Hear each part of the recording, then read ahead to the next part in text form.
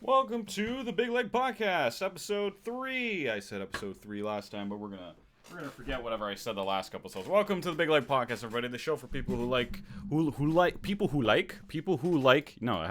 correct. People who like to laugh, explore, and grow. Right, so that's what we do with the show, you know, because laughing, exploring, and growing is all what we do around here. So welcome to the Big Leg Podcast, and of course I'm joined here thanks to my good old friend Ro Jogan or Jorgen, whatever we call him nowadays. But you know, every day I actually thought of something. I actually started to teach Ro some new tricks. So every podcast I got an idea is that he's going to be saying something different, and you don't know what he's going to say. He only says one thing ever, and he, you know, his brain's like, you know, it's got limited RAM space. You know, it doesn't have enough space to have many words. So every episode, I'm going to try to make him say something different. So let's see what Joe says this time. Joe, how you feeling today? What's your thought process? What will you guys share with us? Okay, all right. Joe's been eating beans lately, so that's what Joe's going to be doing. All right, cool. So anyways, welcome to the Big League Podcast. Like we're sure, you know, Loud Explorer already said all that crap. And so yeah, let's just jump right into it, fellas. Now, I have cut some things from the podcast that I used to do. I used to start the podcast with, you know, follows and all sorts of things like that, but I think over time that would get too long. And, you know, we're out of the content. Let's get right into the content, okay? So first, we like to start the podcast with telling people a couple of jokes. So, you know, those type of jokes. Yeah, so I got some jokes ready. Your boy's a little bit more prepared this time. But actually, before we get... And I just said we're going to cut the crap. But before we get into that, let's just get a quick update on the Blue Ridge Peter streams, because I am the host, and I do have a Twitch stream, and I do that stuff. So let me give my news update for anyone who watches. So road to 1K laughs. We are currently at 664 laughs. That's plus 14 from last week. Doesn't seem like a lot, but if you factor in the fact that I've reduced my Valorant streams now to 2 streams a week, that's actually pretty great. It's a pretty great ratio, you know. So that's about 7 or average 7 laughs both of those streams for 2 streams. That's pretty good, because I had a dry spell for a while where I was only getting like 3 or 4. And other than that, we started a Jackbox stream, which I'll get to later, talking about something that happened on the last Jackbox stream. But yeah, we started doing that yesterday, actually, on the Wednesday, August 3rd. And today is August 4th for people who are listening to this and curious when I recorded this. So yeah, anyways, yeah, we got some, I'll save that for the grow section probably. I don't have my thoughts fully flattened out for that, but we'll see where we get for that. And also, we didn't even say hi to Petey and P. What's going on, Petey? You got your chat up? You got it good? Let me type in your chat. Let me type in my own chat so you can see. Look at that. I just can't get enough of that stupid feature. I don't know, Petey. You like it, Petey? Yeah, Petey likes it. You like it, Joe? Joe, you like it? Yeah, he likes it. That's a happy fart, I can tell. Anyways, yeah. So now let's actually jump into the laugh section. It was actually really hard finding sound effects for the show, but I think right now we're just gonna do a Donkey Kong laugh. So that's the sound, which means we're about to get into the laugh section, or at least the joke section. One of the two, either way. So anyways, let's start with the jokes. All right, I got 3 jokes for you guys lined up as usual. So the first joke goes: just got hospitalized due to a peekaboo accident. They put me in the ICU. Yeah, a bit of a late soundtrack. I gotta get my hands ready on those buttons. Second joke: I saw a microbiologist today. He was much bigger than I expected. Yeah, oh, very funny. Thank you. You like that one, Joe? I think Joe liked that one. Yeah, Joey really liked that one. Yeah, there he goes. He farted. He farted too. Okay, and the third joke is: if the person who named okay, actually this one was a little bit of an extra one. This was if the person who named walkie-talkies named everything. Here are some of the examples of things he would have named instead of what they are. So stamps, he would have called them licky stickies. Some of these are funnier than others. Defibrillators, he'd call them hearty starties. Bees, he would call fuzzy buzzies. Pregnancy tests would be called maybe baby. I like that one. Bras would be called breasty nesty. Forks would be stabby grabby. Socks, and finally socks would be feety heety. There you go. And those are, I guess we'll give a boons to that because it's technically a joke. But yeah, all right. So that's those. I think Joe liked those. Yeah. Joe really liked those. He's still farting, man. He's still going. Okay. So anyways, those were the jokes for today. And you know, I'm gonna add a little bit of a new thing we're doing here today. Not super new, but we're gonna get Petey to bring up. Let's see here, Petey. Can you please bring up on the screen? Oh, it looks like it's not showing up. Hang on, Petey. You got some technical difficulties there, eh? Hang on, you gotta pick the right thing, don't you? Windows, what the hell? No, the other thing. Sorry, come on, Petey. You're supposed to have this stuff ready beforehand. Oh, that's not even full screen. Petey, what's going on here, man? What's going on? When did the quality dip on this show? Come on. All right, since the beginning, I know. All right, so Petey's got it up on screen. Petey, let's go to Google Photos, our own personal Google Photos. So this is where, actually, before we jump in, what sound effects do I have for this? So this is I'm going to share some memes that I can actually like read to you guys. That's actually going to sound funny. So I don't know. I think I got a bruh. Bruh. Yeah, we got the bruh, and we also got the. Yeah, don't know which noises I'm going to do for these segments yet, but yeah, we got some. This is the meme section, so I guess bruh. Oh wait, I do have one for this. Oh, it's over here. Hey dog, get some ice cream? It's only a spoonful. Hell yeah, Joe, you remember the spoonful one? You remember that one? Yeah, he remembers. He's like, his eyes popped out of his head. Anyways, okay, so here, I'm going to be sharing some memes with you guys and stuff that, like, even for our audio listeners, y'all can hear in it. So, actually, let's not get to that one. This one was pretty funny. So it's under the video for The Amazing Spider-Man where, Jamie Foxx is Electro, and some guy commented, Jamie Foxx was an amazing Electro. Even I, being a racist, look forward to his return in Spider-Man 3. So I thought that was pretty funny. Another thing in my Discord, in our section called Vent Your Frustrations, of course, ever since Among Us came out, someone posted another Among Us meme. That's my face reaction. Very funny. I was like, oh, that's great. That's another one. And finally, this one was a bit of a... it's slightly long, but still, right? So this girl shares a picture. She just got her Berserk shirt, and she's asking people, "What do you think of my Berserk shirt?" And this Prime Redditor started writing, "I think nothing about it. On the other hand, you, milady, and I firmly believe I can speak on behalf of all Redditors. You are the most beautiful woman I have seen on this planet. Redditors, assemble!" He writes in all caps. "Let's upvote this post so everyone can gaze upon this gorgeous queen." Downvoted 6 times. Yeah, I mean, Reddit's Reddit, right? But even some people know, like, okay, come on, bro, you're being cringe. And that's it for the memes your boys sharing today. That's it for the memes. So let's already get into the Explore section, people. In the Explore section, and I guess we'll still use the Vine Boom to transition. Where's the Vine Boom? Here it is. Yeah, Vine Boom right into the next section. So next we got the Explore section of the show, where I kind of just share stuff that, I've been exploring with and stuff. And, we're going to, just jump into that. Let me bring up my notes here. And so next we've got, is actually some stuff I shared with someone in my Discord a little bit a while back.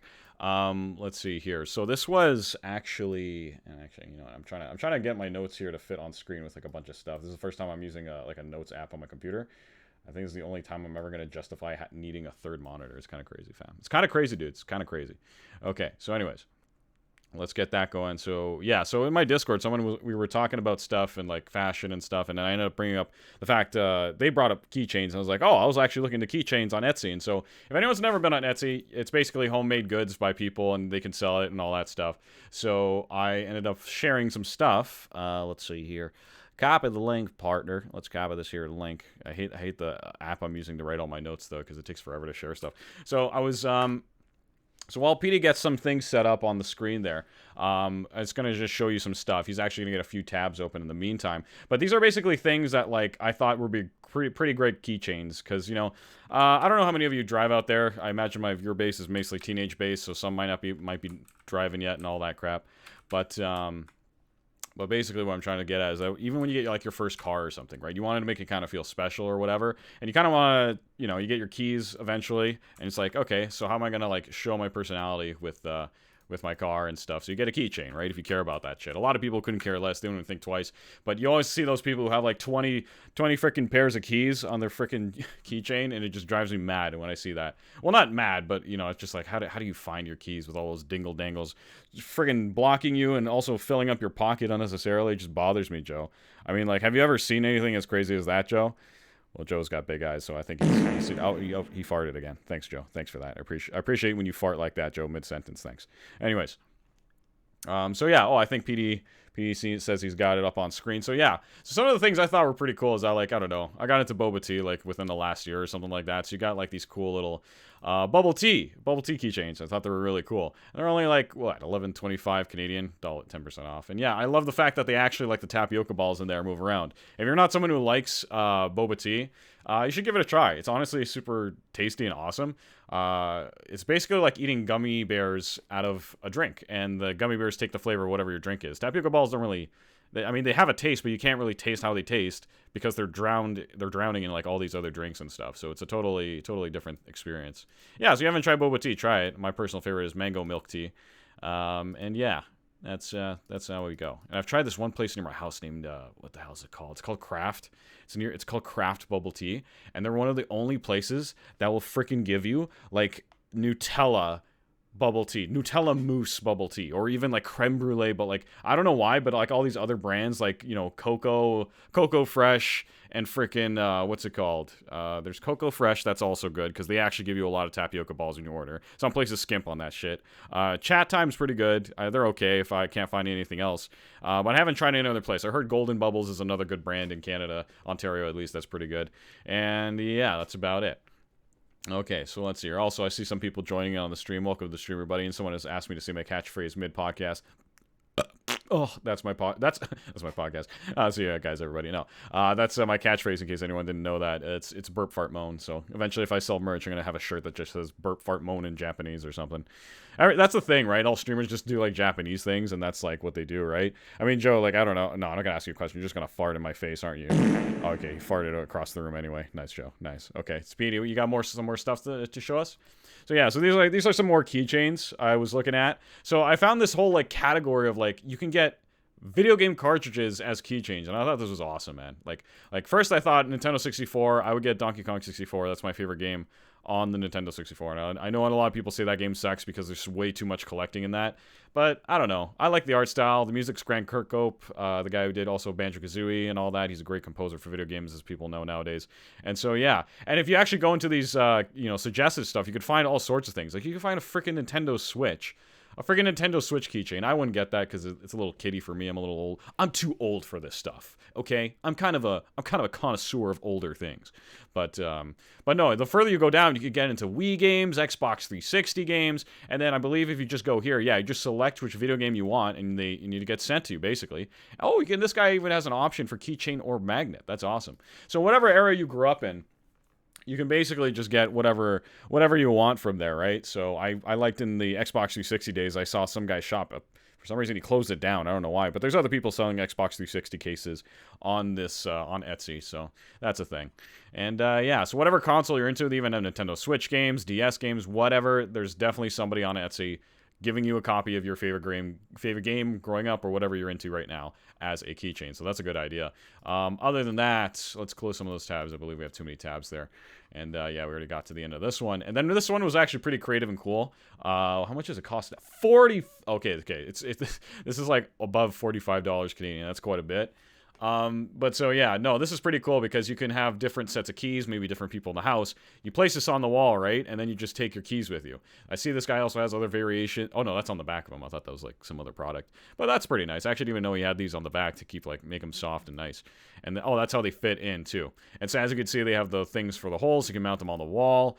We can even see, yeah, this person's using it. This person just bought it. Absolutely love this key holder, blah, blah, blah. And so, yeah, if they need their card keys, their house keys, their whatever, I mean, all that should be on one. But, different people in the house have different Pokemon. And I think that would be pretty cute for a family to have. I don't think I would ever buy this, but it's cool to have and good in my wish list, just so in case, I buy it for a friend for their birthday or something like that, that type of gift. So, yeah, check out Etsy for video game stuff or whatever. Maybe you'll find something for a reasonable price, and that's basically all I can tell you, All right, so that's it for the keychains in the Explore section. Now, another thing I thought was super cool, okay? If any of you have played recent board games, now this is not the grandfather board games, but this is the board game that reinvigorated the board game market in the last 20 years. Actually, I'm actually gonna search up, wait. So obviously the board game I'm talking about is Catan. And what I'm about to show you here, let me turn on the audio for a bit. What I'm about to show you here is some guy who basically made his own Catan set, okay? And he made it so freaking good looking that I would wish I would buy this from him. The problem is that it would be too expensive for me to buy. And I've tried to look in this guy's description. I don't think he's offering to sell it or anything like that. But anyways, this guy really goes hard. He's getting he's cutting the wood. He's got the machines. He's spray painting. He's already knowing what he's doing, right? And so he's going into it, blah, blah, blah. He's even putting little pieces of hay. And he's got, what's the hell's the frickin' thing? I think he explains what he's exactly doing in the video as it's going on. Maybe not, but I swear he did. I guess I'm wrong. But anyways, this guy's really going hard, basically. And he's making all these custom pieces for his own Catan board. And I just, in the end, this thing looks frickin' amazing. Just look at these pieces, okay? This is just, that's obviously a port for, touching the water. It's just, this guy just literally made this out of objects and some type of like silicone, I believe, or some kind of glue that just solidifies under pressure or heat or some kind of, he's got a machine for it that creates the pressure to make them solid, this liquid he's encapsulated these objects in. Encapsulate seems to be the word on my streams, but anyways. But yeah, this is such like a cool thing. Like, oh wait. Yo, okay. Pause. Okay, this is actually kind of funny. I never actually saw all the pieces together. I'm looking at this right now. I think this looks like shit. I never got this far in the video. I just saw these pieces, right? I'm like, oh, this looks amazing. Oh, this looks great, right? And holy crap. And then I'm seeing the board all together, and it's just a lot of brown and kind of looks bad, not gonna lie. Oh, man, I think I was right. I don't know why I'm sharing this anymore, but it was good effort. I don't know. I guess it's a good tale for, you know, if you're trying to make something beautiful, go for it. And this guy, you know, he's got his own set, and I guess on the right countertop, because I think something that's also deterring me from thinking this looks good at all is that he's freaking like, the board is brown, most of the pieces are brown, and the table is brown, so that could be why I think this looks like shit. Maybe on like a yellow tablecloth, like the color of the Catan, like the fields and the hay around the board would probably make it look better, but this actually looks kind of like shit. Great effort though. The pieces themselves look awesome on their own. Maybe I would just buy one piece from him and just like have that as like a thing on my shelf. That would be a thing. Okay. So anyways, someone in chat has asked me, Scene Gaming has asked, am I planning to start Berserk or Vagabond manga? No, not anytime soon, I don't think. But if, you know, I'm at the bookstore, I'm actually going to probably remember to think about those books. I'm like, you know what, I'll buy one. But yeah, no, because Scene Gaming has recommended me these books and told me these stories are pretty amazing. So probably going to have to check these out eventually in my life. Probably by the end of this year, you know. Probably gonna do that, but yeah, I don't know. And that's another little side piece of news. If you're into Berserk, you know this news already. Berserk is I'm just gonna Google this so I don't butcher the name here proper. So you know, or like the proper description. Berserk manga series. So Berserk is a manga series. It's a Japanese manga series written and illustrated by Kentaro Miura. Set in the medieval Europe inspired dark fantasy world. The story centers on the characters of Guts. Okay, and it just explains what the story is. But basically, it's a really good manga, and a lot of people love it, and it's amazing, and the writer's back to writing it, and that's all I know, you know? I don't even read the manga, but I heard that was a thing, so I'm probably going to check them out, and they said Vagabond is the easier one to get into, so I guess I'll jump into that for an explore eventually, as the days come by. So yeah, anyways, that was the Catan set I wanted to show, because honestly, your boy has been getting so into freaking Catan again, that like, there's a website called Colonist.io. Joe, have you ever been on this website? No, he's not, but look at this guy. I don't think he's the kind of guy that's gonna play Catan a lot, you know? He's probably not gonna win, you know, let alone not eat the pieces, you know? Oh, look, he's farting. Oh, geez, Joe. Okay, fine. Well, I think he's taking offense to that. I think he doesn't like that I'm calling him stupid. All right, never mind. Okay. Anyways, yeah, okay, so let me actually bring up the website. So speaking of that, I've been getting so obsessed with Catan. I don't know why, but it was because, and actually I'll share this next. This actually leads into our next segment. But if you guys didn't know, I've never played Catan, please play it. It's one of the best board games that's easy to get into. It's like the new Monopoly in terms of like, you know, Monopoly is always going to be around. It's always been around, but freaking no one likes it anymore. Let's just be real. And it's just like, this is basically the Monopoly replacer, because it's a way better game, it's more fun, and everyone can get into it. And this usually ignites everyone's interest into getting to play board games. Like I remember in like, I think 2014-ish, I really started to get into board games randomly. My first purchase was King of Tokyo, which is another just as good as Catan board game, and I had no idea it was at the time. I just saw a bestseller, and that's what started my collection. I have so many board games now. Like if I look behind myself, I have Catan. I have this new board game called Blockbuster, where it's a movie trivia game, but it's set up in a very cool way and really fun way. So if you like movie trivia, it's actually really fun. Where you do like charades and stuff, and like you have to say one line from the movie. That's actually a really good party game I would recommend. Codenames has always been a solid too. And The Resistance is another great board game if you like Among Us, because it's basically Among Us in real life. Except you're spies, and you have to figure out who's trying to sabotage your missions, and blah, blah, blah, and there's captains. And, you know, board games are amazing. If you're not into board games, honestly, look into it, and start playing, because it's a great way to just, like, connect and chill with people, especially if you have new people you're meeting for the first time. Maybe you're in a, I don't know, like, in a lame way saying, like, you're in a church group or something, bring a board game to, like, get to know people, or, like, you have a party, make sure you have board games that, like, or even those small card games, like, there's this one called Sushi Go. I actually haven't had a chance to really play it more than once or even at all. But I hear that's a really fun party game. But bottom line is, board games are a really great way to like break the ice, connect with people, get to know new people, and keep playing with your current friends. Because honestly, if you really think about it, let's say you go to a place and you need to, want to connect with someone, want to talk to someone. The easiest way is to do something with them, right? And that's why a lot of people make friends at work, is because that's a place where you're kind of doing something. You're forced to talk to someone about something you have in common, and then that could lead to something else, all right? It's an icebreaker in a way. So playing a board game with someone, if they like it, is a great icebreaker, something in common, and then you go from there. You only really make friends, connections with people if like you actually have something in common, and if how deep you are into those things you guys are talking about is how close you might be later on, or might see them again and want to continue seeing that person. But yeah, board games are a great alternative to what I was about to say is like alcohol, or I don't know. I guess really alcohol. Honestly, if you're gonna have a sober night, the only other thing better than alcohol is, I guess, would be board games, and that sounds super lame and stupid, and I sound like I have no idea what I'm talking about. But I would honestly say this because I ended up using board games a lot to get introduced to my girlfriend's family. And like she has a lot of like younger cousins and stuff, and not too young, like 2 years, they're like teenagers, and I would be like 20 years old or something like that, right? And like it was a great way to just like, as I said, get to know them. They get to know me. I would start buying more board games. I started to get to know him as the board game guy around family events, and everyone's like, oh, what board game is gonna bring this time? And like I literally have a whole bag of board games, and that's slowed down over the years because of COVID, of all sorts of things, but.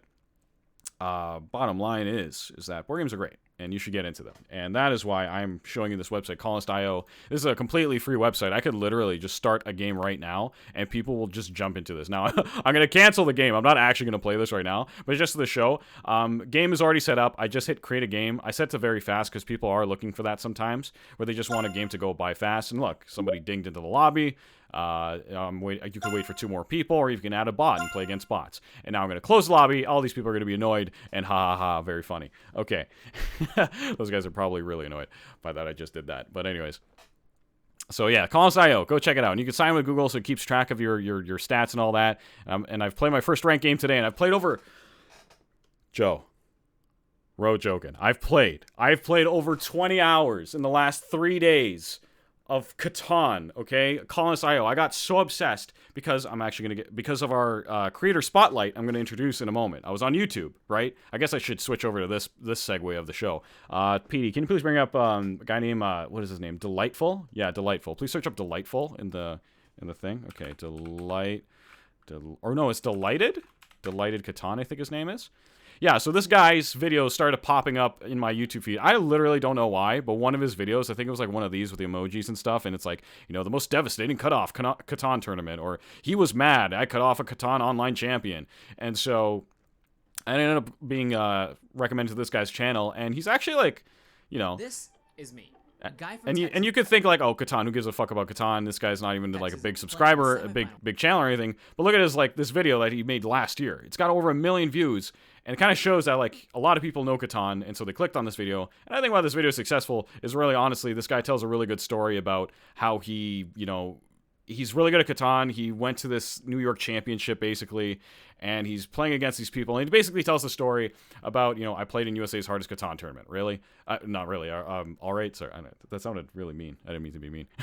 Anyways, so he tells a story basically about how he's, playing with all these guys, and they're playing Catan. And he does a really good job of illustrating to people, especially anyone who's just like, oh, I played Catan last week, and I'm really into it all of a sudden. And then they find this video, and it's like, oh, wow, he's laid it out, and I could sort of understand.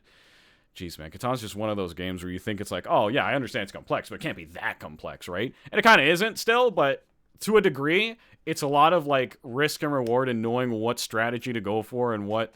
Like, I used to go into Catan, I would never win, and I didn't second thought of it. Like, didn't think second... I didn't care. I was like, oh, I'm having fun with my friends. Maybe I'll win.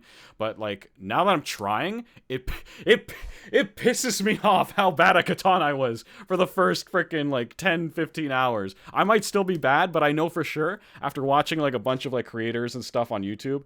And surprisingly, there's not a lot of, like, content on YouTube to really learn how to get the best of Catan and stuff. But there's enough scattered around where if you look, you don't have to look that far, but it's not all in one place is what I'm saying. But yeah, Catan is, like, really worth getting into. because it's really fun, honestly. It's one of those games where I'm just like consumed. I'm consumed, boys. I'm being vored into it in the non-sexual version, I guess. Consumed. I should have just stopped at consumed. I tried to be funny. It's not funny. Anyways. So yeah, Catan. That's a thing. So yeah, so I totally recommend you guys check. I forgot this was Creator Spotlight, Creator Corner. So I don't even know what the hell my name of my segment is. So delighted. So if you want to try to get Catan, this guy actually has a playlist for you to start off in. And where is it here? It's new here. Watch these. And this, okay. I'm just gonna show one more last thing from this guy. Is that it's actually really cool how he does this. He's currently showing Catan on mobile, which is actually horrible. And you can actually play Colonist.io on mobile, like using the desktop version of the website on your phone, and it works just as fine. And it's free and it's fast. For some reason, the Catan people made their own app, and it's garbage and like works half the time. Yet this random website creator, this team has made a perfect website that goes so fast and so like it's just clean and good and simple, and it's great. And Catan themselves fucked it up. I don't know how they fucked that up. They're just bad. They're bad, fam. They're bad. All right. Anyways, so we're just gonna.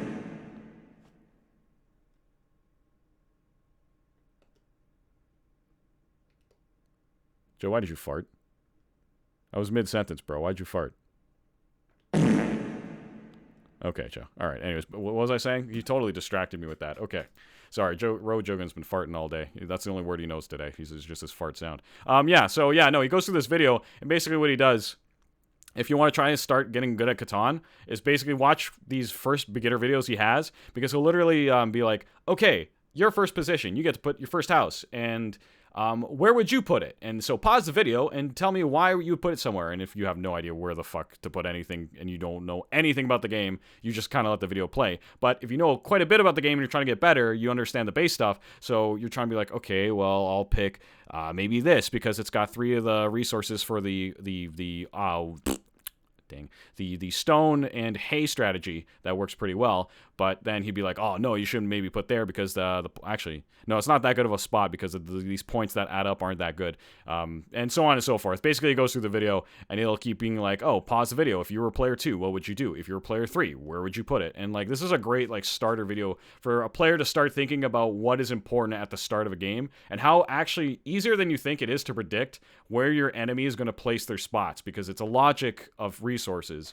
And so logically, people are going to go for the biggest, the best bang for your buck spots. So yeah, that's why I really like Catan, man. Okay, I know I'm being a little obsessive with this section of the episode today, but Catan, please play it and go check out Delighted with the DY and then Lighted. Yeah, go check him out. He's one of the biggest Catan guys right now on YouTube, and he's probably going to start booming again. I don't know. I feel like that's going to happen for the guy. So yeah, so that's it for my little Catan spiel, my little rant. Big leg for those who listen to my secret podcast, Ranger Rants. This podcast is kind of trying to replace it, where I have my little moments of Ranger Rants, but a little bit more structured, right? A little more, you can expect actual content to come out of this. So anyways, another thing I would like to share for you gamers unite, is something from Halo Infinite. Now, that's a game I can't really play because my PC garbage, and literally every time, I only played Halo Infinite like 2 or 3 times on my computer, and I was an idiot, and I bought the Battle Pass for it for the season, and I didn't even play it ever again after that, but I only bought it because I was playing with some friends I haven't seen in 10 years. So they were like, Halo Infinite, it's free, let's, and then, the hype wore off like literally after that night, and I just forgot I spent money on that. So anyways, yeah, so Halo Infinite, I shared this on my Discord. Basically, somebody, I don't know the full exact story of this, but somebody got some footage today. Petey, can you bring that up? Some Halo Infinite footage, all right, of Forge, basically in Halo Infinite Forge. I don't know if Forge is in Infinite right now currently as of August 4th, 2022, but they were basically saying this is a leak of things that people are making in Forge. And this is insane. List. Now, I can't let the video play because then I'm basically stealing from the video. But they go on to basically say that people have made literally entire Halo 1 levels in Halo Infinite. Entire campaign levels, okay? And so there's that. There's this Half-Life 2 map. And one of the crazy things is that this is a leak. These are videos that weren't meant to be shared, but somehow these got leaked out, the guys in the videos say. But yeah, it's just looking at this is just insane. For those who are listening, it literally looks like someone's using some type of advanced game editing software where basically you're creating your own game in Halo Infinite. And it goes so far that, like, let's skip ahead in the video, to the point where someone literally made the mystery box in Call of Duty inside of this game. And there's quite, you know, Halo Infinite apparently has a platform now where coding is a part of, you know, setting up maps and stuff. I don't know how easy it is, you know, because the whole appeal of Forge to me was the fact that you could just jump, you know, you could just jump into Forge on the side thing, right? In Halo 3, Halo ODST, not ODST, Halo 4, right? And you just like create, you know, it's all there. It's very simple, very limited, but it's all there, right? And people can make some great things with limitations, right? But the point is that it's gotten so advanced and now it's on PC. People can really, really take advantage of Halo, right? And the fact that the community is now split up in like the Halo Master Chief Collection and stuff, it's just like, I think Halo Infinite is going to grab a lot of people from that to this. And look at this. This guy created a whole level from the game Doom, okay? Like, this is insane. He made and this other guy, he made an out-of-bounds turret. He created the out-of-bounds turret. How do you do that? And look, he's going to get out of bounds. And it shows, what are those called? Fusion coils. It's throwing fusion coils at this fucking guy.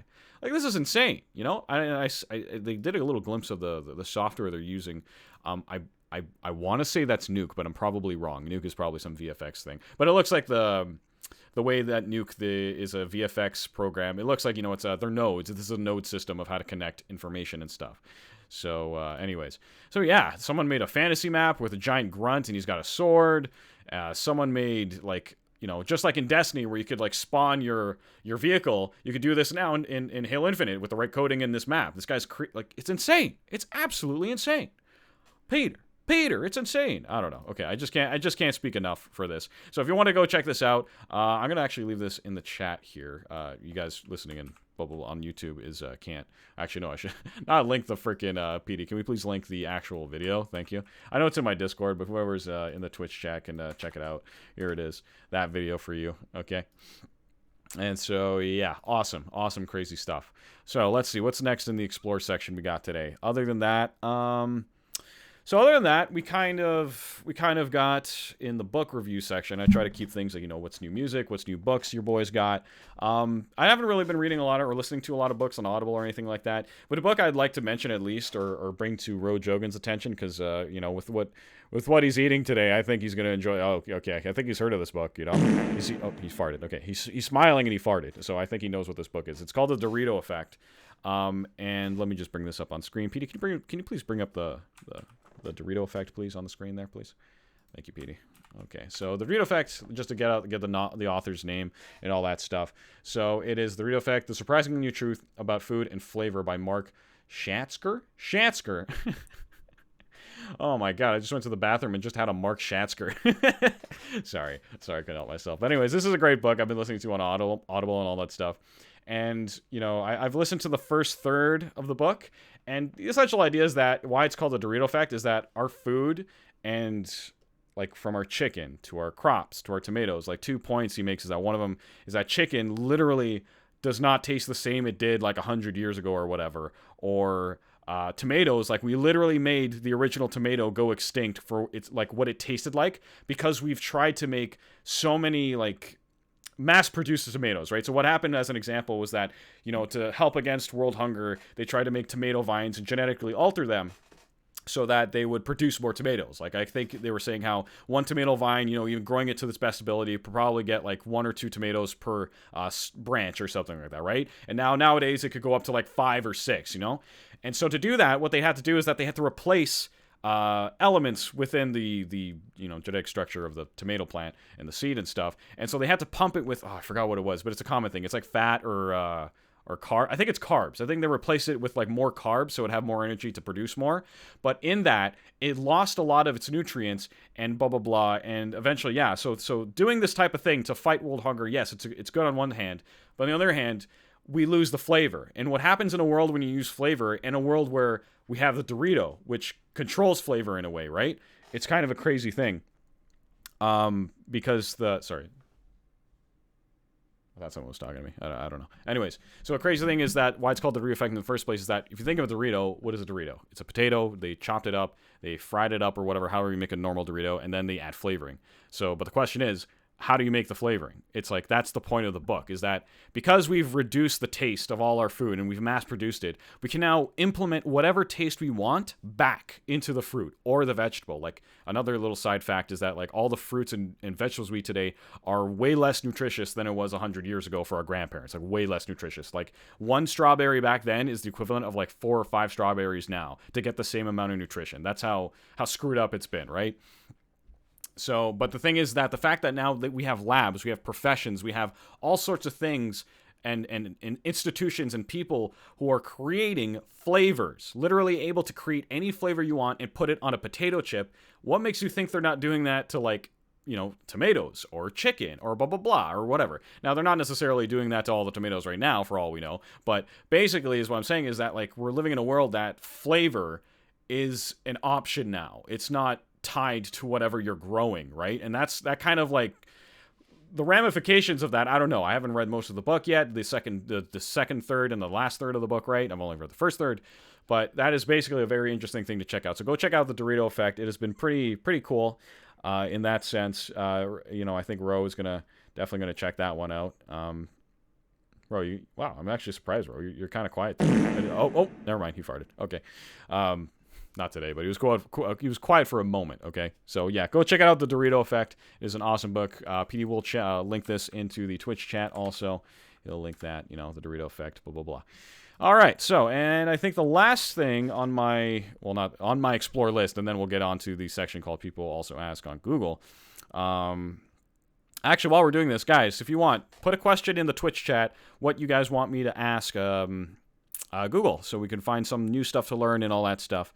But anyways, yeah, okay, only got 2 things left to talk about here in the Explore section. So it looks like literally last night, I was playing Catan, blah, blah, blah, and I noticed when I'm trying to play something complex, I have to listen to all of a sudden to piano music. I've gotten really into, like, piano music for some reason whenever I'm playing Catan. It helps me think better, I guess. Oh, excuse me. Joe, stop laughing. Joe laughed. Oh, no, Joe, okay. He wants to get involved because I farted. Okay. Anyways. Okay, so yeah, so I was getting into some piano music while playing Catan and losing for many hours, and I finally won today, literally. I ended up listening to music, and then YouTube recommended me this playlist of music called 80s Japanese pop music. And it's just so awesome, okay? And I share in my Discord. I can't really play any just in case of copyright. But if you want some, like, fun, chill, like, that's the best way I can describe it. It's both fun and chill at the same time, which sounds like counterintuitive or contradictory. But highly recommend searching up 80s Japanese pop playlist or pop music. That's literally how it got recommended to me. It sounds like Japanese disco, but they call it pop music for whatever reason. Pop playlist. Go check it out. It's really awesome. There's this one called Fly Day Chinatown. That's a really fun song. Go check out that song. Because that would be the one I can only remember, and all the other ones I can't understand because obviously it's Japanese. And last thing we're going to check out is the feeding pen, because, you know, I'm in a feeding pen, right? In my Discord, I have a section where people can feed me bread, okay? And it's still, nobody's feeding me bread. You know what happened? You know, after the last podcast episode or the one before that, I don't even remember when exactly. But let's see. We have the dates here. We have the timelines, okay? I can't show the Discord because I don't have it on the screen there. Petey can't really pull it up on there. It's not on the screen. But freaking only person, Kanier, in my Discord. You know, so people are supposed to feed me bread. I still haven't eaten bread. And what does Kanier do? They give me a gold coin. What am I supposed to do with a gold coin? I can't leave the Discord. You know, no one's feeding me bread, okay? You know, so please, hashtag Peter's Feeding Pen in the Discord. Someone, please, for God's sakes, feed me bread. I have to say, no, I don't want that. Use that pumpkin meme and throw that coin off the table, okay? I don't want that. I want bread. No one's feeding me bread, and it's been a long time, and your boy is dead, and he's resurrected, and he died again. Please, please, if anyone is listening to this, okay? Yes, Joe, you heard me right. I have died and resurrected. Joe has big eyes, and he's can't believe what he's seeing, let alone hearing. Okay, so anyways, that's it. Now let's move on to the next section of the show. Let's do a Vine Boom, because your boy still doesn't have anything better than a Vine Boom. Or maybe the Donkey Kong sound. Yeah, we got the Donkey Kong sound, but that doesn't really have the same effect, does it? Vine Boom. It's like, you know, entrance, exit to something. Okay. So anyways, yeah, let's do a little bit of a Vine Boom. Okay, right into the next section. So let's get on Google. Petey, pull up the Google, please. Petey. Okay, so guys, I'm going to search up a question. How this works is that I ask Google a question, and I check out 3 of the people also asked related questions, and we kind of learn a little bit about something, right, as we go along. And so if you have a question for me to ask Google, type it in the chat, and I will ask Google that question, and hopefully it's interesting enough that Google will give us 3 other questions people also asked that are just as interesting. Okay, so what are we going to ask today? Best thing to do, I say, is start with like who, what, where, when, why. So let's start why can, and see what comes up. Why can Meowth talk? Why can't I sing Liz? Why can parrots talk? Why can I see the moon in the day? Why can I feel my heartbeat? Why can I not sleep? Why can I not lose weight? Why can I feel my tampon? And why can... What the hell? Warner touched Juliet. What the hell is that question? Why is that one of the top answers? Okay. Why can Meowth talk? I'm actually curious. Okay, I'm going to search this up. I'll pick a different question also. But I'm actually curious, why can Meowth talk in the Pokemon series? So Meowth decided... Let's make that bigger for y'all at home. So Meowth decided to make himself as human as he could. He learned to walk on 2 legs by watching people practice in local dance academy, which also just so happened to offer pronunciation lessons. Over time, and with a little help from a picture book, he learned to sound out word... Shut the fuck up. Pokemon did not learn how to read just from... Like, learn to talk just from reading a kid's book. Come on now. Most kids can't do that, okay? All right. Oh, my God. Sing Gaming is actually you know, we're going to search this up, okay? How, best way to catch a mouse. Now, I've already searched this before because I actually have a mouse problem sometimes in my backyard because I have a porch in my backyard, and, you know, sometimes mice live under there in the winter. So... Sane Gaming actually was like sharing some pictures. He was in our Discord that he was trying to catch a mouse. I told him he used peanut butter and stuff, and like, cause that worked for me. I literally caught a mouse. In the first 2 minutes, I put peanut butter on a trap, and I was like, "Oh wait, that can't be the trap." It like literally went off as I was walking away from the trap, and caught the mouse. And I actually used one of these things. Actually, Petey, can you pull that up? You actually have it on the screen there. I actually used these. I bought these from Amazon, and they work pretty great to kill the mouse. You know, I know like here's some people, you know, you're either, you know, vegan or you know, don't hurt the animals and all that stuff, movement.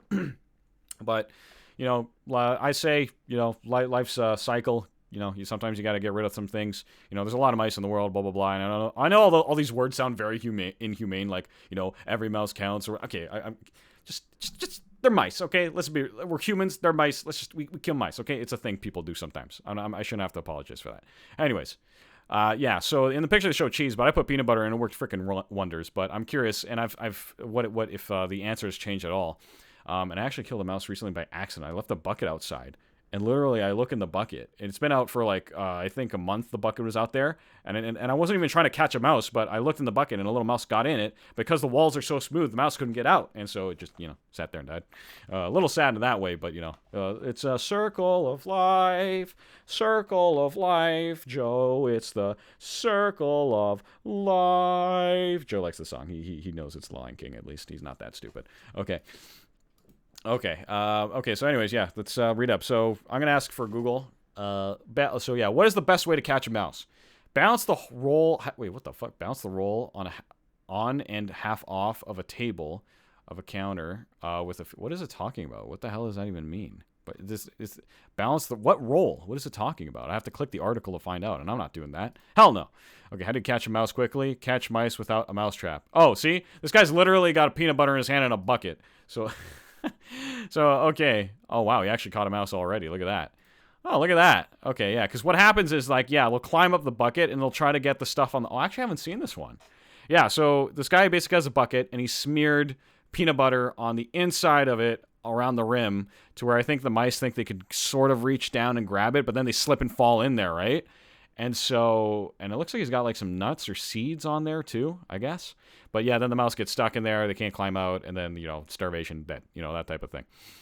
Or if you want them to live, I guess you could kind of pick up the mouse or figure out how to get the mouse out of there and throw them out. It's kind of fucked up. Not gonna lie, it is kind of fucked up when you think about, like, if these were humans. If these were humans in a bucket, like, yeah, that'd be terrifying to watch, and they just couldn't get out and they died in there. But, you know, it's a thing. Can't they jump? Yes, they can jump, but not very high sometimes. So as you can see, the mouse is not able to really get out of that tall of a bucket. And I think these are like baby mice, but they could be normal mice for all I know. But yeah, anyways. So yeah, let's actually, we'll use this as the first. Satan has requested another question. We'll actually search that next. But let's see what the 3 other related things in there. Because what I saw beforehand was you get a bucket, right? Kind of looked like this, but not really. But you get a bucket and you put a a stick that can rotate inside the bucket. Some guy made it himself. I think he drilled 2 holes, put a little like piece of round, like a wood that's round, basically like a pole, right? Puts a pole right through near the top and puts some food on the pole. And what the mice will do, they'll try to stand on the pole and click it, but the pole is round and it can roll, so then it rolls them off into the bucket, right? So I think this guy actually is smarter than all that, because you just forget the whole punching holes and getting a pole type situation in the first place. You just get the bucket and the peanut butter and the seeds, whatever. So anyways, let's see what the 3 related questions were. What food is irresistible to mice? So let's see. If you don't have peanut butter, which I don't know why you wouldn't, but also they're really attracted to sweet fruits like berries, pet food actually, nuts, nearly any kind of meat. Really?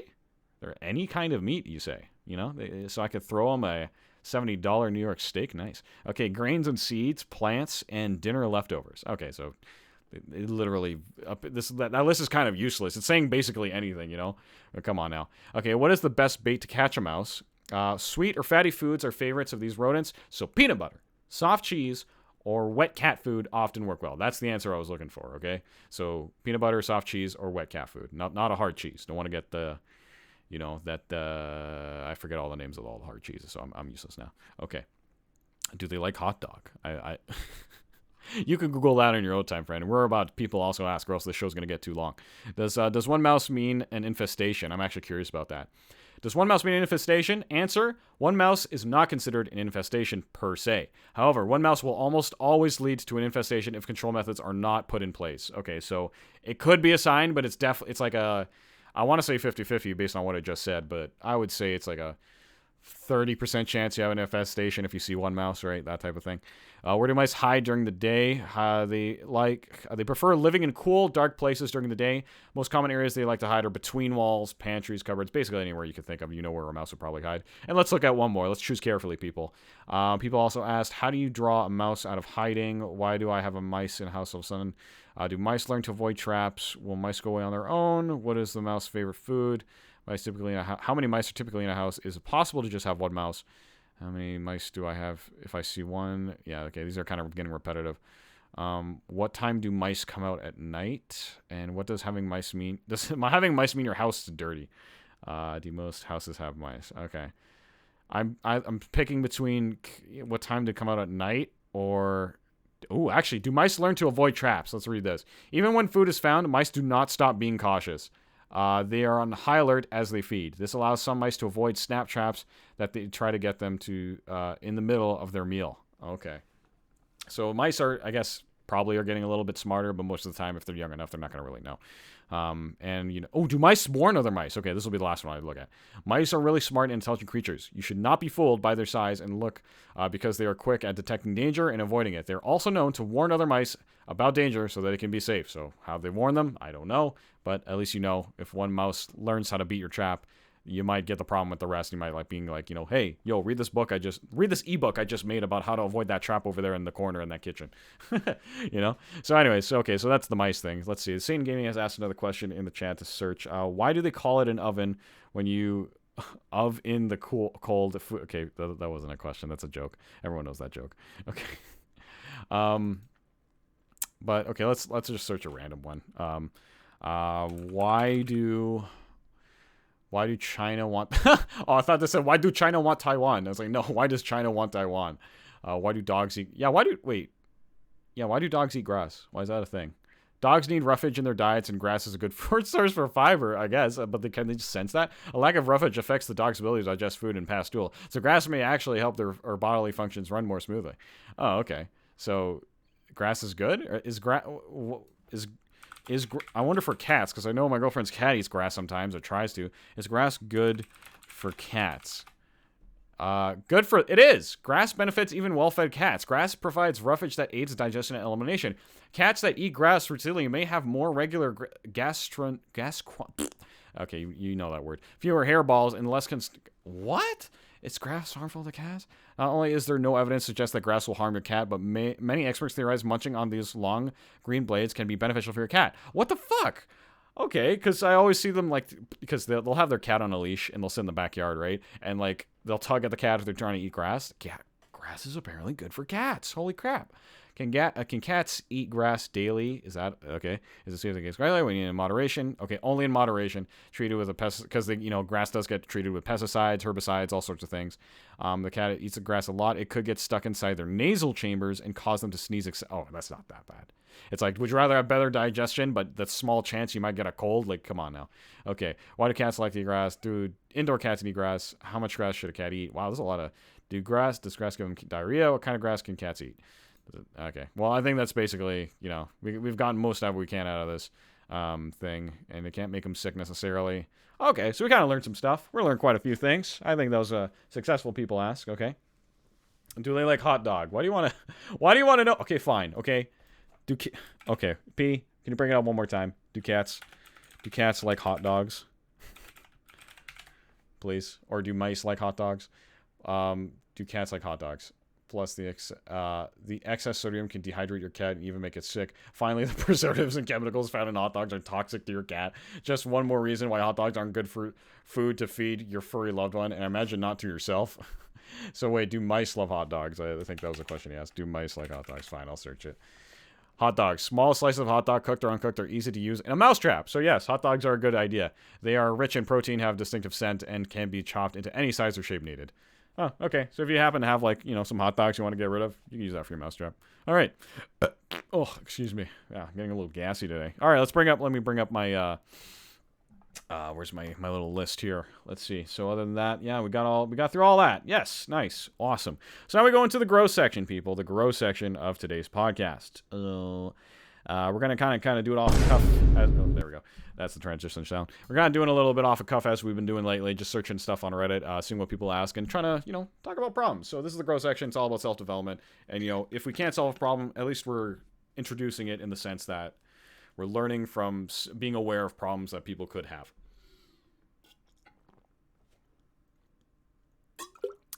Sorry, I had to drink some water. Oh, Joe's looking at me. I think Joe wants some of my water. Joe, you want some of my water? Sorry, pal. I drank all of it. Okay, so yeah. Oh, he's sad. Joe's sad. Okay. Stop farting, bro. Okay, I'll get you water next time. Okay, fuck, man. Oh, he's laughing about it. He's laughing that he farted on my face, or in my face, or near me, not on my face. That's not a visual. Okay, for all of those who are listening, please don't imagine that now in your dreams. Okay.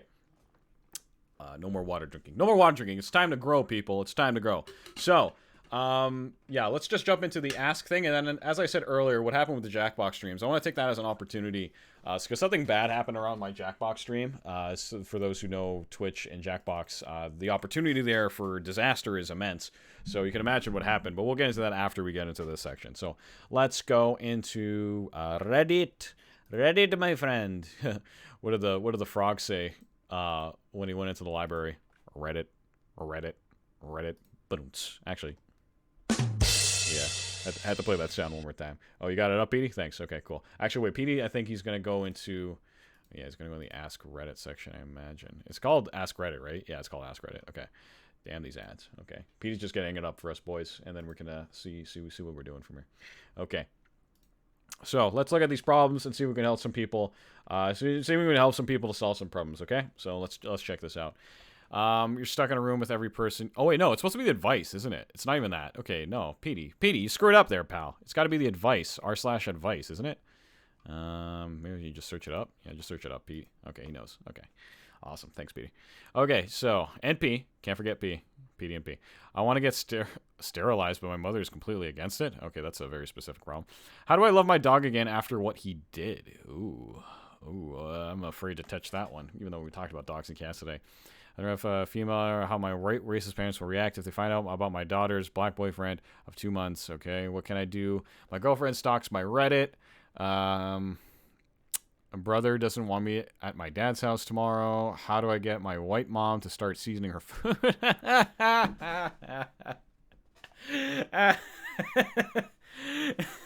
It's just funny to me because it's like the meme where white people they're dumb and have no flavor and no culture and nothing.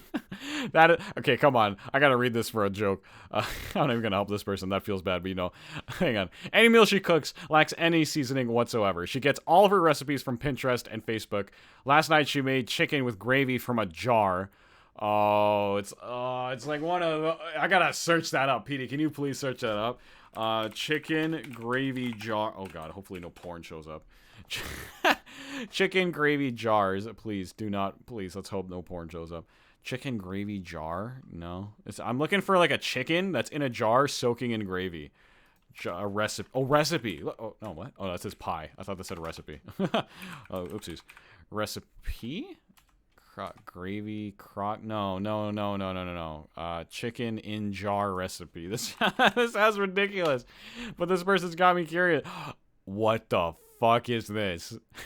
We went back to explore and laugh. Sorry, everybody. What? I mean, this is probably like a legitimate way to do something. Like, it's not like garbage. That's why it's got how many views? 12,000 views. Okay, that's not a lot, but you know. Okay, you get the chicken, right? You know, let's fast forward this. You know, we're in Australia. Time zone's a little different, right? So we're not in Australia, but let's pretend that's why the speeding up the video. Okay, so you marinate all the meat, right? You get this going. Wait, wait, this person's just cooking it normally. What's with the jar? Okay, no, now they're putting raw food in there. Okay, they're putting raw food in a jar. They got a drumstick of a chicken leg in a jar with rice and stuff, and covering in a lid. You put the jar in the oven? Well, okay, I guess it's glass, but that's okay. What the hell's the point of that? What the hell is the point of that? Just use the frickin'... Please, someone in the comment, like, just use the plate you were using from the start. Why would you... Like, I don't understand. They had a plate, a glass plate already. They marinated the food in. Beautiful video, beautiful way. Okay, no, you're lying. Why not in one casserole? Too much work. Yeah, exactly. How many times when it'll be cooked? Gruesome. What's that stuff at the bottom? Gruesome. Whoa, this person's ruthless. That's gruesome. I never really hear anyone use that word. Okay. Why we can chicken bone in? What? What is this video? What's hey guys, how's it going? Mike here with Crap Family Homestead. Hey, I'm gonna talk a little bit quieter. The whole house is still asleep, or not still, but they are asleep. It's kind of middle of the night, and I just got done with round 3 of canning chicken. Okay, I'm gonna start saying this guy seems like a nice fellow, and there might be something to what he's doing, because my grandparents would probably do something similar to this, as they're Italian immigrants and all that stuff, so they're used to jarring a lot of foods and pasta and sauces. But this guy's putting chicken in a jar? And fast food. So why? What was different this time was we canned chicken with the bone in, and I think I'm gonna love it. Normally, I debone the chicken. I know I shouldn't be handling this jar. This was batch 2. It's cool, but usually they say, what, 12 to 24 hours you shouldn't handle the jar, but I'm handling the jar. Normally, we cut the chicken. I debone it, and I cut it into 1-inch cubes, and we can it like that, all in its own juice and everything. Oh, it's what beautiful. the heck? I got hold of my friend Lisa. Sutton's Days. You guys. Okay, his friend Lisa. That's cool. That's awesome. Okay, all the animals will be very happy. Wait, is this for other creatures? Is that what he's saying? Did you actually can it for less? Can we read the description? What the hell is going on in this video? What is the purpose of uncooked chicken? For a couple of years now, we've stripped the meat of chicken legs and thighs and canned it. We think we have now found an easier way to chicken and feed our family. No, they're eating it themselves and giving it to the animals. Okay. Well, there's this definitely legitimate, right? I just won't do this. Too much work. Why would you do that? I want to watch this video, but I want to like spoil the whole video and like take a view away from that type of thing. I mean, let's be real. How many views am I really taking from him by showing him all my video? You know, yeah. Joe knows. Joe knows this podcast isn't very profitable. Okay. Okay. So yeah. Anyways, yeah, we got really distracted. Sorry, ADHD. But let's at least read the rest of this problem we're not even gonna solve. Any meal she cooks lacks any seasoning whatsoever. She from a jar. I walked in the kitchen while she was cooking, and she was literally boiling the chicken. Oh, that's okay. Rule number 1: don't boil chicken. It's like one of the worst ways to cook chicken, honestly. And people look down on it because like it makes it flavorless. That's kind of to the point this person is sharing this. Yeah, it makes it pretty flavorless, and yeah, just don't do that. How can I convince her to start seasoning her food better and cooking regular meals without coming off as a rude or ungrateful? Edit. I realized how spoiled I am acting. Really? I'm going to stop being ungrateful because you all have made me realize I am at the age where she is not required to cook for me, so I have no reason to complain whatsoever. Wow. Okay. Freaking Reddit just turned on her. Yeah, Joe's laughing at her for that. What the? I didn't think the Reddit would just turn on her for that, but you know, it's understandable, right? There's some Joe, why are you surprised? Wrong face. There you go. There you go, Joe. We had the wrong Joe on screen for a second. But yeah, wow, that was okay. That was a complete 180. So, okay, the person writes, suggest a recipe that you think looks good and see if she wants to help you make it. That's actually great advice. I'm going to upvote that, okay? That's basically what you should probably do in this situation. But how old is this person? Yeah, did they say their age? They could have been too much school and work. Cook your own food, bitch. You didn't write bitch, but this is basically what he means. Oh, man, that's hilarious. Wow. Wow. How old is this person? Now I'm curious. Helped. Is there a way on Reddit where you could filter the answers of a specific person? Or no? Controversial? No, you can't. I don't know. Anyways, but I guess they're old enough to not have to be dependent on someone to cook for them, I guess. I mean, they went on Reddit and complained about it, so... yeah, this guy gets it. The intro sentence was too hilarious. I just immediately thought of the 1,000 comedians that just use this for jokes, yeah, basically. Okay. Let's get off of that. Let's actually solve a serious problem. Let's get serious for a second, shall we, Joe? Oh, Joe's scared. Joe's scared. He knows I'm about to be serious. Okay. All right. So let's actually get a problem we can solve, and actually, a problem that might be relatable to you guys in chat or anyone who's listening. Why does my boyfriend ignore my texts but looks at all my Snapchat stories? Ooh, I'm kind of curious about that one. Oh, no more details. Okay. All right. Never mind. Let's. Thanks for the not good enough question. How to cope with being talentless. This is an interesting one. Let's check this out. Okay. Short. I don't know what career path to go. Oh, okay. It's not just talent. It's like skills and experience. Okay, this person worded their question wrong. I don't know what career path to go into because I'm not good at anything. What do I do? Long version is, this seems really pathetic, but I mean it in a genuine way. I'm 18, and everyone told me I was really good at drawing. I'm not awful, but I realized I'm not that good either. I always see people my same age doing way better stuff, and I am really regretting going into graphic design. The only issue is that I don't know what to do, because I'm not especially good at anything seriously. Wow, that is quite the black and white statement, okay? This person could be right for all we know, but let's keep reading on. Let's see what the top answer said. Top answer goes with 10 upvotes.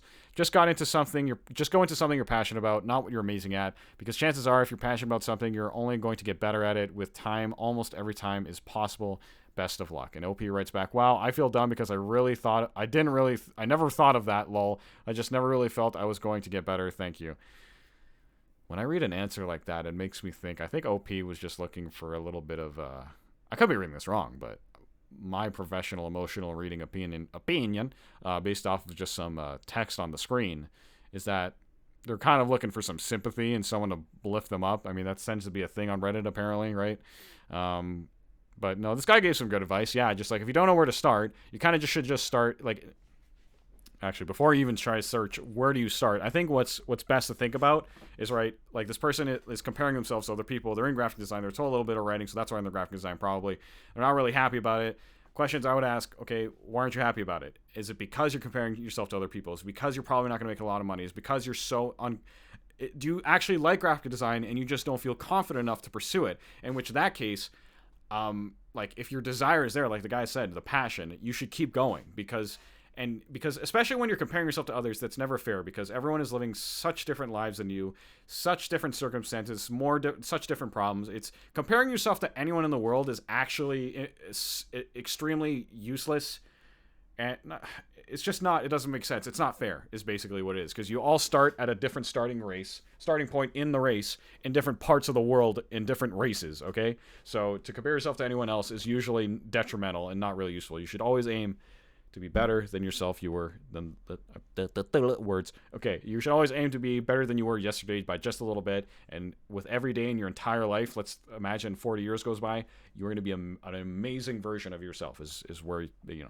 kind of go with that. And it's okay if you miss a few days not being your better self. We're human, right? And it's important to be like, I want to be my best self, but if I fuck up one day, I shouldn't use that as an excuse to stop, right? So it's like, oh, I didn't do my, like we talked about this last podcast. I didn't do my routine. I fucked up once. I'm using that as an excuse to stop being my better self. Don't do that to yourself. Take those days, let the world hit you as it will. But as you're going through life, just try a little bit and just remember there's no, I don't know. I was giving my own advice, but this might not speak to everyone else. But there's literally no reason to give up. Like you either die or you do something, you know? And like, sure, you could die and end it, but you also remember like you're one of the few people who got born in the first place. So you might as well try and make it better than dying, right? So there's literally no reason. And there's people in this world doing things that inspire you and amaze you. And you're like, wow, I can't believe someone did that.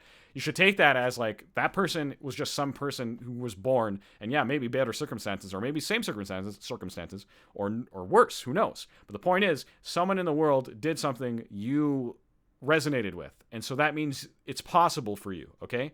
And then we get into, we get into the nitty gritty of like, what circumstances you need to make those things possible, and whether that's actually attainable in your circumstances, in your environment, the people, your resources, blah, blah, blah, blah, blah, blah, blah. It's not like I'm talking about like it's a Catan game, for crying out loud. Point being is that if there's something amazing in life, that means you can do something amazing in life. Even if you can't do the same exact thing, you could be inspired by it and do something similar. All you gotta do is talk to the people who've done it and figure out and hear interviews with them and blah, blah, blah, and you just go after, because there's no reason to give up. There's a reason to give up. Everyone's got a reason for like depression and suicide, but it's I would highly really agree with the fact there's like, you might as well play the game. And unlike, a lot of people can say, the game's beating me down, life's beating me down, I can't play the game no more. That's fair. I think what you need is to find a way to fix your game. And that sounds like, shitty, like I'll put the blame on the person, but what else are you going to do? When you're in hell, the ladder out of hell is hot, but it's also the ladder out of hell, that type of situation, right? And so that also insinuates, there is an out. So yeah, we went down a little bit of a rabbit hole there. So yeah, I would be wondering, are you passionate about graphic design? Stay in it. Don't get blocked by comparing yourself to things. So yeah, this guy gave some pretty good advice, but they should also say, you should also be worried about like, is he comparing himself money-wise too, right? He's comparing himself, and what does he say here exactly? I'm going to try. I'm not awful, but I realize that I'm not that good. I always see people my same age doing way better stuff. So I think there he was actually comparing his skills. So I think, there's always going to be someone better than you. So that's why you should focus on being your better self. And honestly, just getting to a point, like for drawing, for example, just to a point to where you can like make your vision or make your goals come to life. You can be like the worst. You could be, there's definitely people out there who are not that good at drawing, but they get to a point of skill in drawing that gets them to create either like, a comic strip series or a comic book or even a novel, a manga, whatever it is you're going to do with your drawing, right? To a point where they reach their goals of like, I can now create the thing that is inside my mind I want out into the world. And that's kind of the bigger picture you should look at when you're trying to get good at a skill. Like, take me, for example, right? I'm not a top Twitch streamer. I might never be a top Twitch streamer. But what made me want to do this podcast, right? And I was flip-flopping between doing this, doing another podcast, doing a third podcast, like choosing which one I should pursue. Like, the reason why I'm doing this in the first place is because I really love doing this. I like to entertain people. I want to make people's lives a little bit better. And so the Big Leg Podcast is one of the ways I can do that, right? In a little bit of a ADHD type of way where it's split up, which makes it harder for this podcast to really be like shared with people. Because it's like, oh, why should I listen to your podcast? What's the one thing it's good for? Because if you think about it, most podcasts you listen to are really just good at one thing. This one is kind of like a smorgasbord. Someone went to Halloween some neighborhood and got a whole bunch of candy type podcast, right? I'm ADHD, right? This podcast almost doesn't make any sense, but it makes sense to me, and it's the podcast I want. And point being is, I only have to be as good as I am to create this. I want to make this place a little bit better, have more intro sounds, so things or sound effects that sound better and make the show flow better. And the whole point is that, like, I don't need the best job in the world. I don't need a shit ton of money. I don't need to be like anything else than what I have right now to create what I'm literally this show, right? So I really love doing this show because I want this experience, right? I want to feel like I'm the host of my own show. Do I need to go to a radio station? Do I need to go to a production company? If my goal is to be successful in the eyes of the traditional sense of going to like a big company, sure, maybe I should work towards that. It's a hard goal to get to, but once you get it, it's high risk, high reward, blah, blah, blah. But if in the end, the satisfaction what I get out of this is, one, helping people, and two, making a show that I enjoy, I don't need a lot to do that. So that's the point, right? So if this guy is like, he should think of his graphic design and not in terms of, that guy draws better than me, why am I even doing this? Because I used to think about that, like, even with guitar. It's like, I just need to know guitar well enough to play the songs I like. I don't need to play guitar enough to impress that person who I'm never going to see again, to impress those people who go listen to this. You're for a different audience. There's an audience for everyone and an entertainer for every audience, right? So it's so about, like, just matching the right thing to the right person, really, at the end, okay? And that's the thing, right? If your goal is to appeal to a lot of people, to make your work appeal to a lot of people, you do have to make compromise. You have to really think about your goal. Do I want to make something that's going to appeal to a lot of people, but takes away from my, like my creative integrity, like my vision, my pure vision, that could be too niche for a lot of people, or do I want to appeal to them, right? So you got to, balance act. Choose what you pump out. Choose what you create. Choose what you're willing to give up and take to basically create whatever you're going to create in the end, right? It's all about what you want out of life. And how do you know what you want out of life? You don't. You just don't. And you just go off of your feeling of what you think is right. And you just learn if you like it or not in the end. And if you found out, nope, turns out I was wrong, great. Now you know you're wrong, and you take that experience with you and go to the next goal. That's all life is, literally. You just like, goal, I think that's the best thing for me. Turns out it wasn't. All right, I think this is the best thing for me. Turns out it wasn't. And you just keep doing that until you can finally say, I'm going to go for this one, goal. Oh my God, this is what I should have been doing from the start. Now I know, and I wouldn't have known that if I didn't find out from all the other things they were bad for me, right? So that's basically life. That's how you get good at life. Get good, fam. So yeah, I don't know. So I would basically say all these things to this guy. Actually, I'm not gonna vote that, because I do feel like this person is kind of, the fact that I think this person's kind of young. I hope they're kind of young to instantly after an answer is fairly not obvious, but like. I'll say it. It's a little bit obvious to say, go after your passions. And for this person to be like, oh my gosh, I'm so dumb. I never thought of that. Thank you. I think this person was sad, looking for a little bit of sympathy, and, probably did genuinely not know what to do.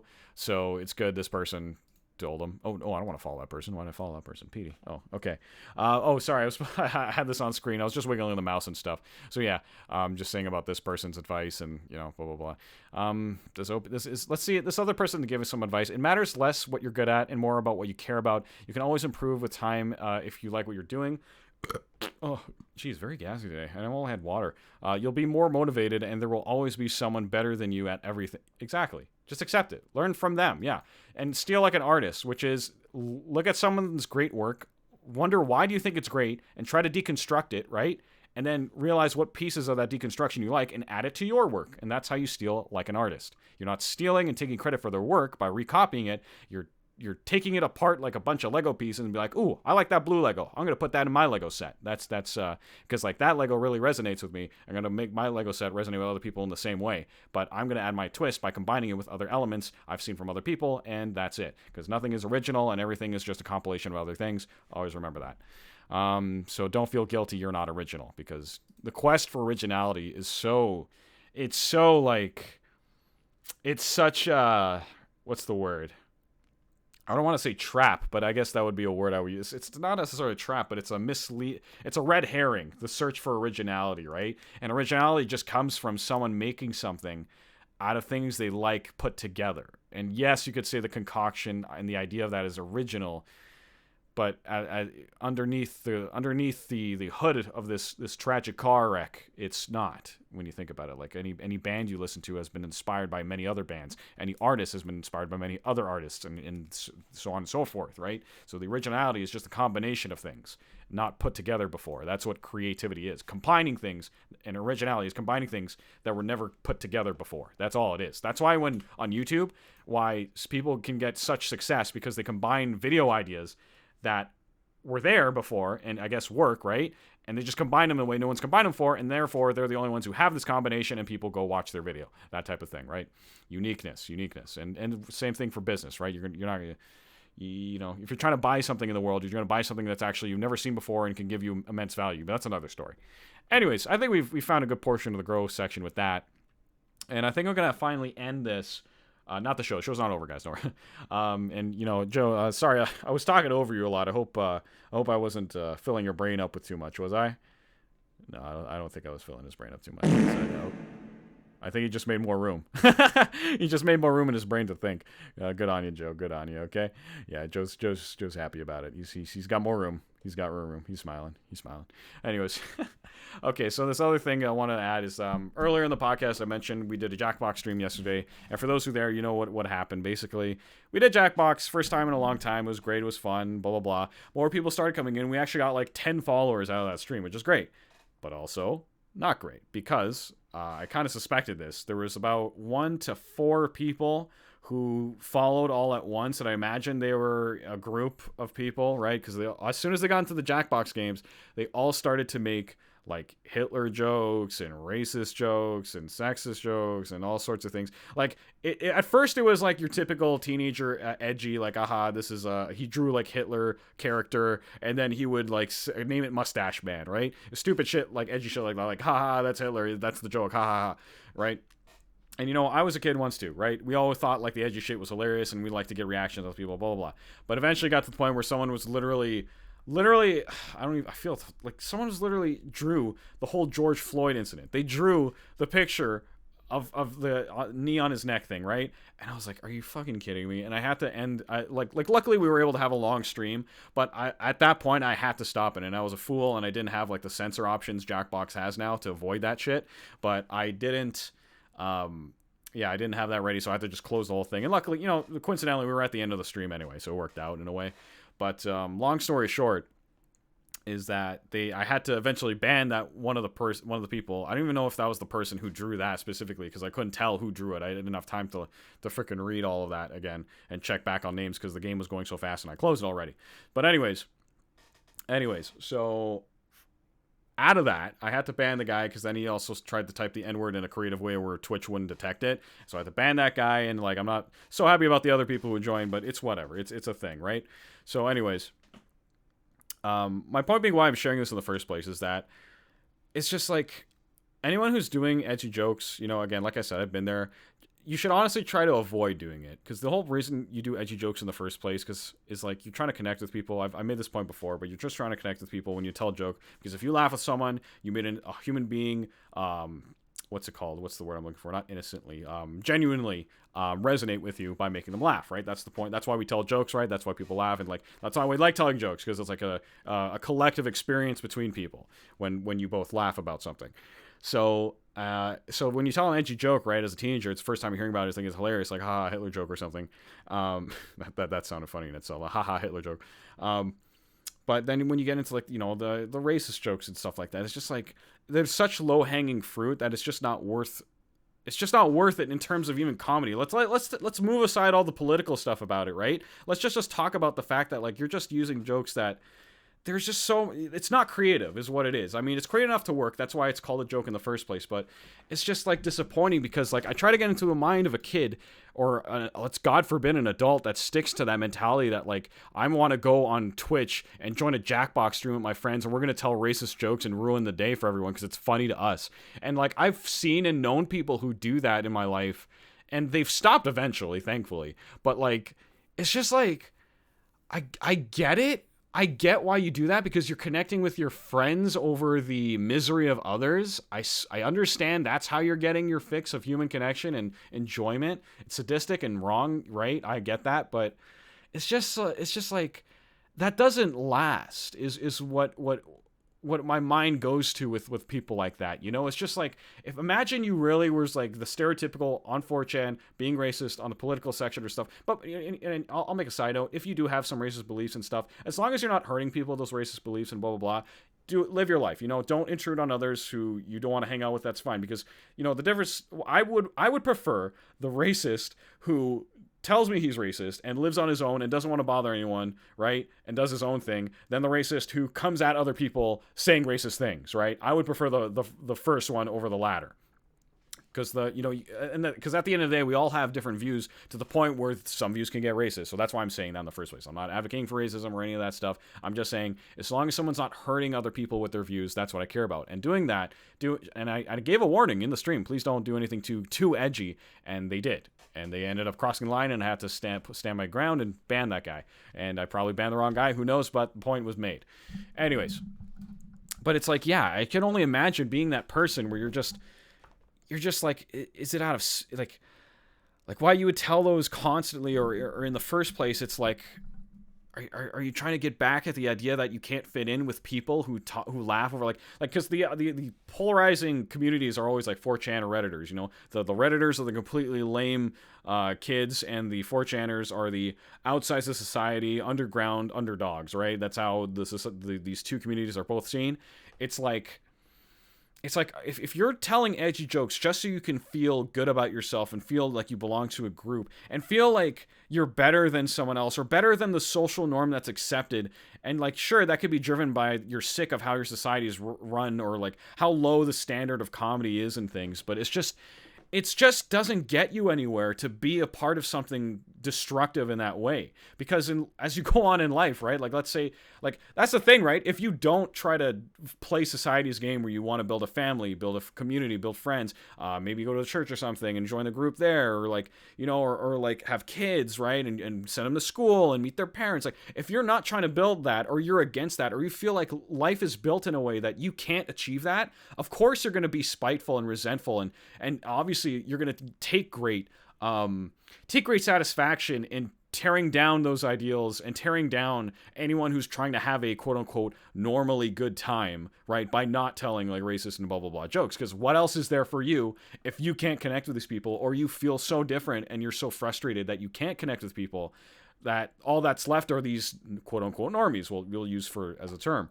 It's just, you know, that just got me thinking, like I just wanted, and that's why I wasn't like so mean to them when they started out the Hitler jokes, right, and all that stuff, right? Because like, okay, yeah, like it's not okay, but everyone in my chat and most people watching understood obviously that, yeah, this is not okay, they're being edgy, whatever, and that's where it gets important, right, where people understand and take the information as they will.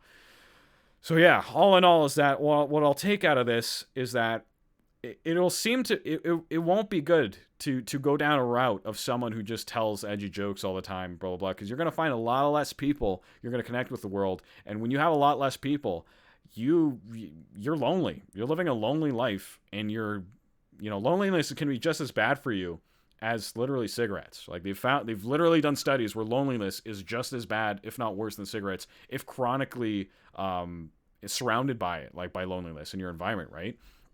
But yeah, it's a wonderful experience. Someone wrote, Chappies wrote, it's a wonderful experience to watch someone go from edgy to a normal functioning person. It is. And the funny thing is that like what happens is, yeah, teenagers do that most because they don't have to build anything. They're not independent. They don't have to worry about all that shit, right? But it's the second is that they become adults and they just start thinking about getting a job, thinking about where they want to live, maybe buy a house somewhere, you know, thinking about their life, thinking about building something instead of destroying something, is when they start to realize, oh, burning bridges is not how you build bridges, right? It's more of that thing, right? So again, this conversation is for the people who, you know, sadly, most of the time it's people who already feel like outcasts, so why the hell would they take this advice in the first place? Like, I don't fit in, therefore fuck you, blue man, right?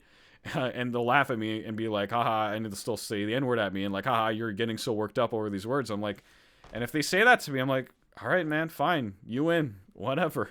And then I walk away, and then we get on with our lives. That's it. That's all you got to do, right? You know, it's just, that's what happens. Like I'm saying, you just separate, and you don't connect with this person because you don't want to deal with that. It's just not, you know, that's what it comes down in the end. And just you're going to live a lonely life. And yeah, if you live life that way, from like edgy jokes to being that way and blah, blah, blah. And yes, you can say, I will go with the other outcasts and blah, blah, blah. But I imagine people who are outcasts, and you know, let's not take down on anyone who's outside of society's norms, because let's be real, a lot of us can be parts of that. But like why we even resonate towards society in the first place is that there's something that works here, right? There's a collective of something that works, okay? And that's why it's stability, and it's just something to build upon with people. Where's people, you want to go because there's connection, and where connection lies is meaning and purpose, right?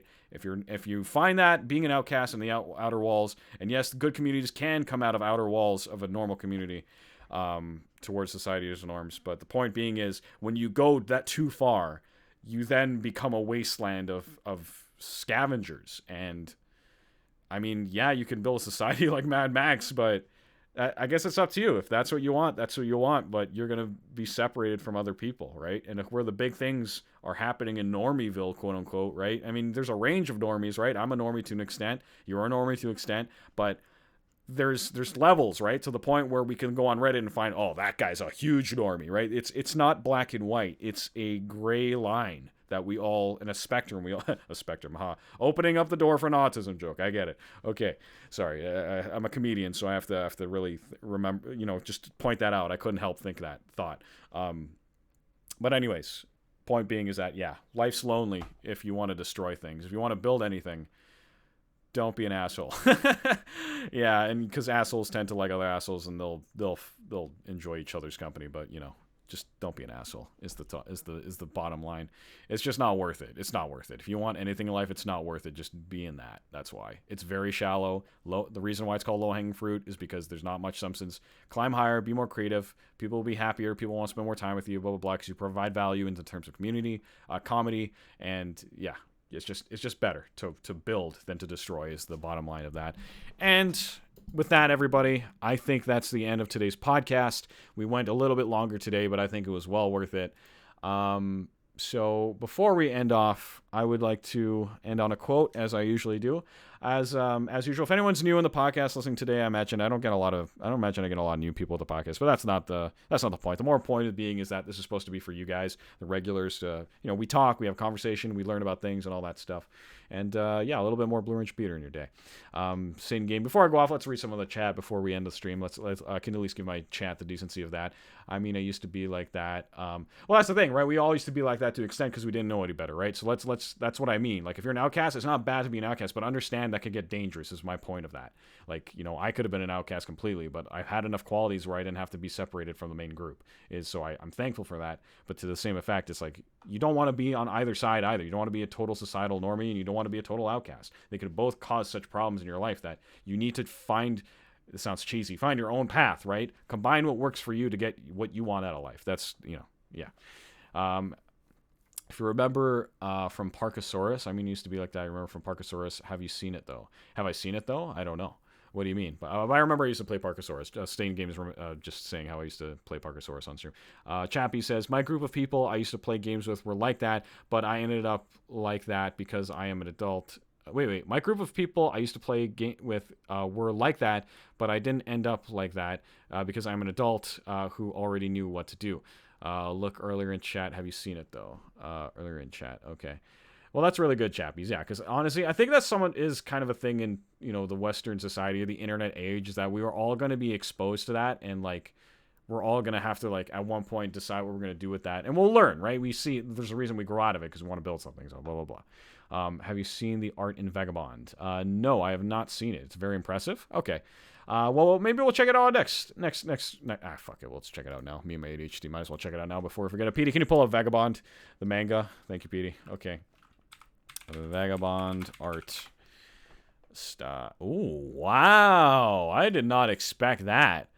Good. Whoa, that is cool. I think you might. Did you post that in the Discord? I feel like you might have. I saw a notification in the Discord. Did you post that? Let's see here. Let me check my Discord. No one posted the art for Vagabond in the Discord, but please post that. Share that. I did not know that's what Vagabond looks like. Holy crap. That is awesome. Vagabond looks awesome. I did not know it looks like that. Cool. So yeah, Vagabond and Berserk. Or Berserker? I think it was Berserker? Or is Berserk? It was Berserk, right? Berserk. Yeah, Berserk. It was Berserk. Now, what does Berserk look like? It's pretty close, but yeah, Vagabond looks like it's got a little bit of a leg up, and this one looks like more traditional, what you would expect out of a manga. Anyways, yeah. So with that, I would like to have a quote, so give me a hot minute to bring up a quote. But yeah, no, now you heard my first reaction of Vagabond's art. What did you think of the art? Joe loved it. He's got big eyes and stuff, and I expected that. I knew he was gonna. And he changed his shirt too. I don't know how he did that, but he's pretty crazy. Well, Joe's pretty crazy today. But yeah, let me just pull up a little bit of a quote. I should have had this. Oh no, I do have a quote ready. I think I did set it up on my notes. Yes, I did have it ready. Okay. So before the stream ends, I would like to thank everyone for coming by. I will put my social media in the chat for anyone who might be watching as a new viewer and all that stuff. And yeah, so after this, as I usually do every Thursday, is that I do play guitar for another hour after this stream. So sorry for those listening. You're not going to hear any of my guitar. But if you are on the Twitch stream, you get that opportunity. And I'm going to be playing some songs like How to Save a Life. I'm going to be playing Rhythm of the Night, Bored to Death by Blink-182. Certain songs like that. I play like 10 songs every session. So those are some of the songs I have ready. And yeah, so thanks for coming by to the show, everybody. Really appreciate that. Thank you for listening. Follow me on Twitch. I do this podcast live on Twitch every Thursday as of currently of August 4th, 2022. I'm at ADHD. I could be changing my schedule. For all I know, so just for the sake of it now. Anyways, thank you for watching, everybody. And one last piece of wisdom before we go. Wealth consists not in having great possessions, but having few wants. And that is actually a quote I picked before the podcast and is actually very relevant to what we talked about today. That is a kind of a mindfuck for me, actually, because that really fits with the lesson of today. Yeah. Okay, wow. All right, guys. Thanks for watching and listening, and see you soon if you're listening for the guitar, and see you next time on the next episode. Cheers.